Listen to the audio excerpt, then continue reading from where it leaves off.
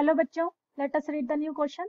Write an expression for the de Broglie wavelength associated with the charge particle having charge q and mass m when it is accelerated by a potential v. तो हमें de Broglie wavelength लिखनी है ना, एक ऐसे charge particle की जिसका मास m है, चार्ज q है और उसे एक्सेलरेट किया जा रहा है with the potential v. So over here we can use the key concept as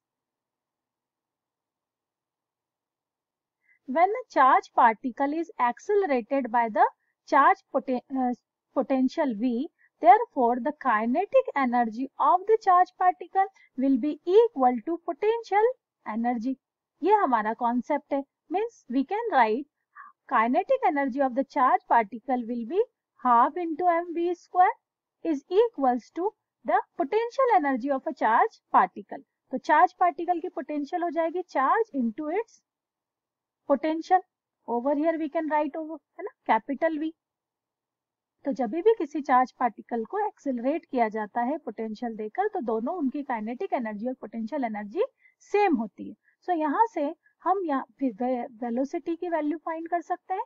v square will become 2kv by m, और we can write value of v will be root of 2qv by m. Now, by de Broglie wavelength, de Broglie कहते हैं, है ना, कि हर particle के साथ एक wave भी एसोसिएट होती है, और उस वेव की वेवलेंथ हम कैसे फाइंड कर सकते हैं? de Broglie law. We can write wavelength of a charge particle will be found by lambda is equals to h by p, जहां p क्या है? मोमेंटम. ठीक है, पार्टिकल का मोमेंटम है, h है प्लांक कांस्टेंट. ओवर हियर हम momentum को मास इनटू वेलोसिटी लिख सकते हैं. ओके, और we can write h by m into value of v we can use from above. So 2qv by m, और ये जो m है हम, है ना, रूट m से रूट m कैंसिल कर सकते हैं. So this will become h is equals to root of 2qm into v. यहाँ v जो है पोटेंशियल है.